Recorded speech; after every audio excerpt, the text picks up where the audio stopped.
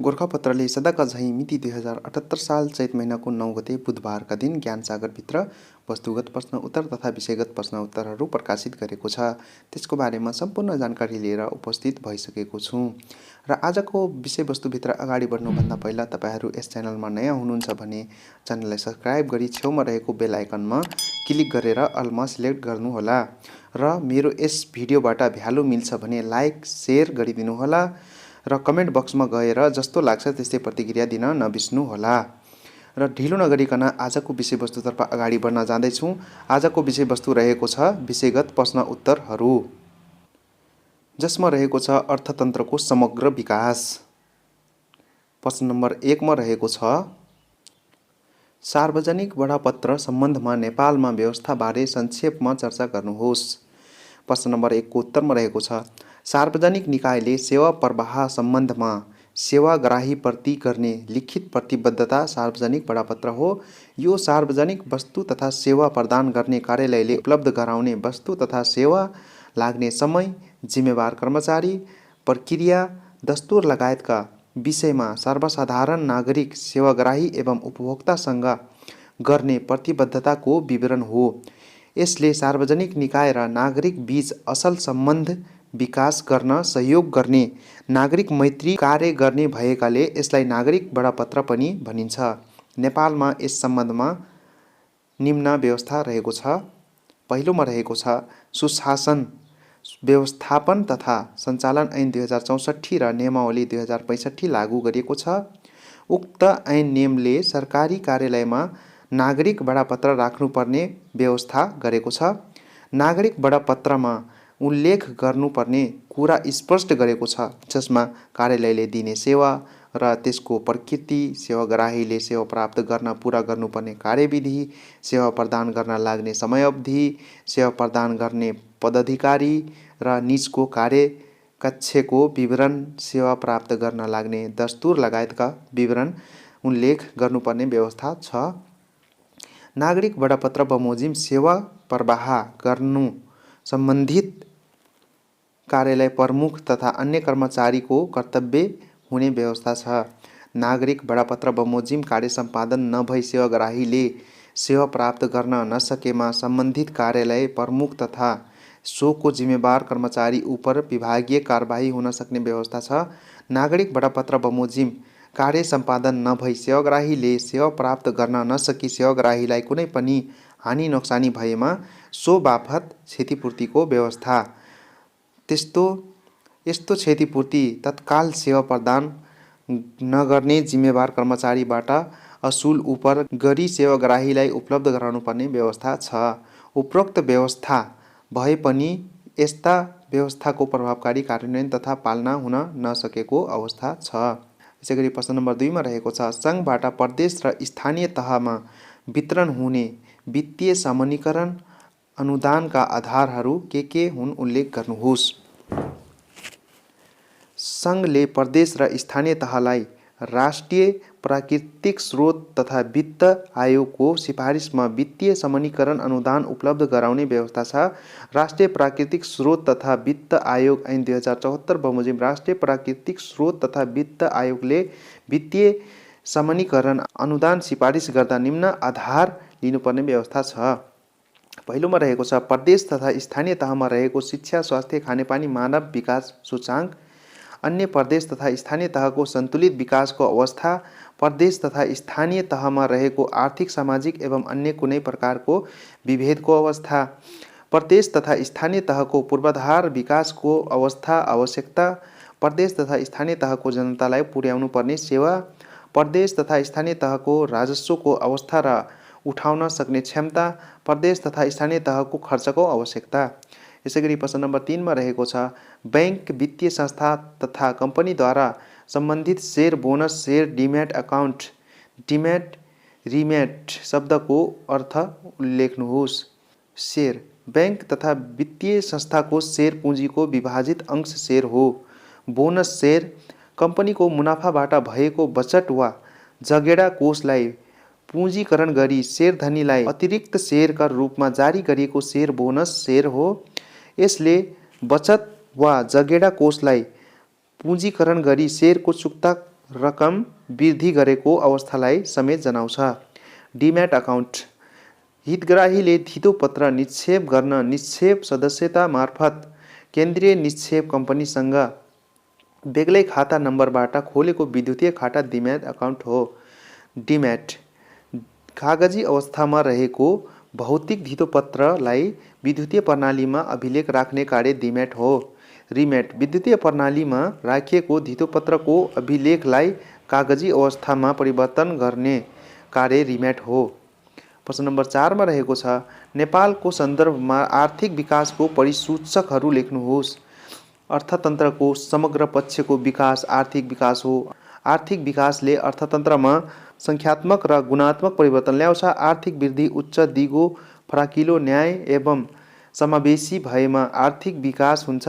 यही अर्थतन्त्रको समग्र विकास भएको वा नभएको अवस्था झल्काउने तथा जानकारी दिने सूचाङ्क आर्थिक विकासको परिसूचक हुन्। कुल ग्राहस्थ उत्पादन एक वर्षमा देशभित्र उत्पादन भएको वस्तु तथा सेवाहरूको मौद्रिक मूल्य हो। यसले देशको आर्थिक वृद्धि, रोजगारी वृद्धि, उत्पादन वृद्धि, कृषि, उद्योग, पर्यटन, यातायात, आपूर्ति, सेवा क्षेत्रको वृद्धि लगायतका अर्थतन्त्रका अरू पक्षको पनि जानकारी दिने हुँदा कुल ग्राहस्थ उत्पादन आर्थिक विकासको प्रमुख परिसूचक हो। नेपालको सन्दर्भमा पनि यो लागू हुन्छ। नेपालको सन्दर्भमा आर्थिक विकासका अरू परिसूचकहरू निम्न छन्। राजस्व सङ्कलनको अवस्था, बैंक तथा वित्तीय संस्थाको तरलताको अवस्था, मुद्रास्फीतिको अवस्था, आयात निर्यातको अवस्था, विदेशी मुद्रा सञ्चितिको अवस्था।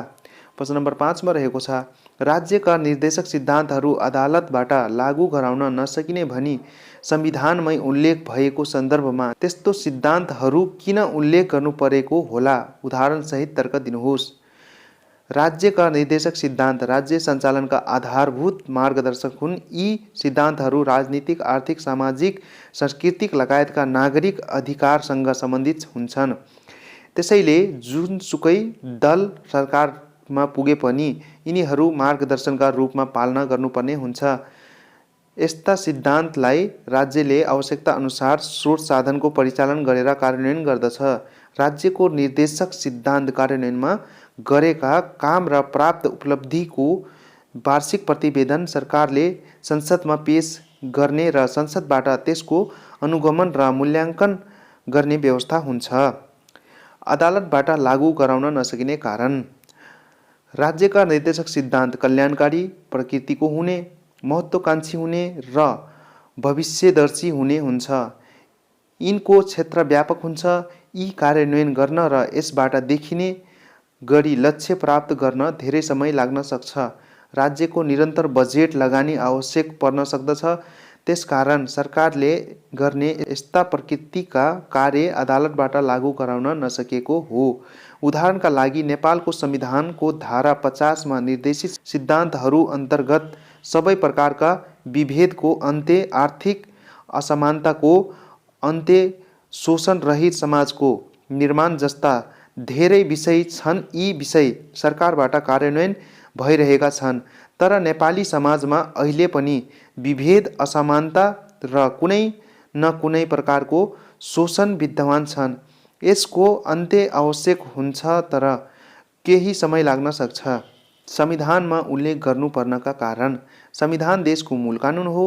संविधान प्रावधान कार्यान्वयन गर्न अरू कानुनहरू तर्जुमा गरिन्छ। ऐन नियम निर्देशिका संविधान अनुकूल तर्जुमा गरिएका हुन्छन्। संविधान ऐन नियमको पालना गर्नु सरकारको दायित्व हो। संविधानको पालना र कार्यान्वयनमा व्यवस्थापिका संसदले समय समयमा सरकारलाई निर्देशन दिने र आवश्यक सहयोग गर्ने गर्दछ। सरकारसँग साधन स्रोत परिचालनको अधिकार हुने र यही मार्फत संविधान कार्यान्वयन गर्न सरकारले बहुआयामिक भूमिका निर्वाह गर्ने भएको कारणले गर्दा देहायका राज्यका निर्देशक सिद्धान्त संविधानमै उल्लेख गर्नु परेको हो।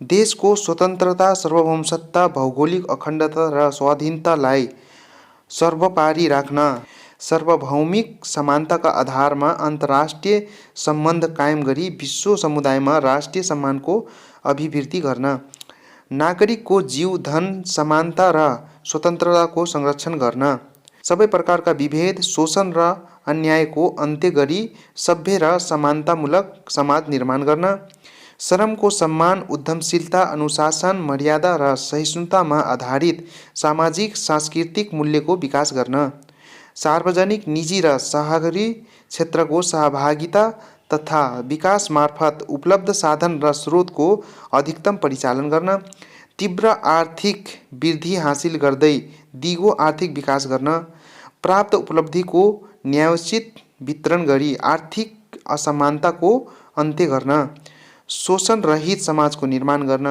राष्ट्रिय अर्थतन्त्रलाई आत्मनिर्भर स्वतन्त्र बनाउन। उपरोक्त सबैले स्वीकार गरेका कार्य जुन दल सरकारमा आए पनि साझा रूपमा कार्यान्वयन गर्नका लागि संविधानमा राज्यका निर्देशक सिद्धान्तहरू उल्लेख गरिन्छ। प्रश्न नम्बर 6 मा रहेको छ, अन्तःशुल्क अधिकृतले कुन कुन अवस्थामा अन्तःशुल्क निर्धारण गर्न सक्ने व्यवस्था छ उल्लेख गर्नुहोस्। प्रश्न नम्बर 6 को उत्तरमा रहेको छ, देखाएको कुनै अवस्थामा अन्तःशुल्क अधिकृतले अन्तःशुल्क निर्धारण गर्न सक्ने व्यवस्था अन्तःशुल्क ऐन 2058 ले गरेको छ।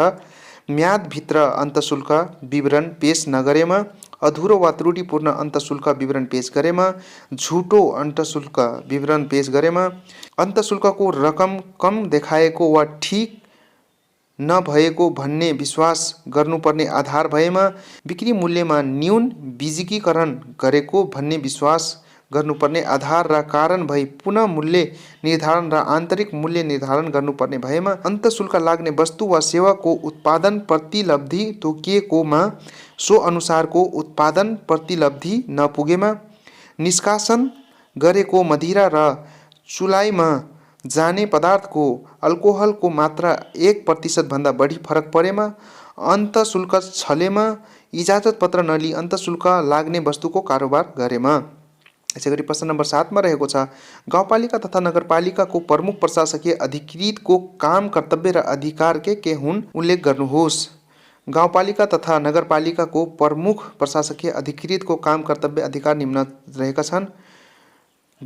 गाउँ नगर सभा र कार्यपालिकाको सचिवका रूपमा कार्य गर्ने, सभा र कार्यपालिकाको निर्णय कार्यान्वयन गर्ने गराउने, अध्यक्ष वा प्रमुखको निर्देशनमा वार्षिक कार्यक्रम तथा बजेट निर्माण, कार्यान्वयन र अनुगमन तथा मूल्याङ्कन गर्ने गराउने, आर्थिक कारोबारको अभिलेख व्यवस्थित राख्न लगाउने, आय व्ययको लेखापरीक्षण गराउने, बेरोजु फर्स्यौट गर्ने गराउने, आयोजनाहरूको फरफराकका लागि प्रतिवेदन तयार गरी कार्यपालिकाको बैठकमा पेश गर्ने, चल अचल सम्पत्तिको संरक्षण गर्ने, लागत राख्ने तथा अद्यावधिक गर्ने गराउने, अध्यक्ष वा प्रमुखको निर्देशनमा कार्यपालिका तथा सभाको बैठक बोलाउने र बैठक सम्बन्धी आवश्यक कार्य गर्ने गराउने, कार्यपालिकाको निर्णय प्रमाणित गर्ने, सभा र कार्यपालिकाको निर्णयको अभिलेख सुरक्षित गर्ने, न्यायिक समितिबाट भएको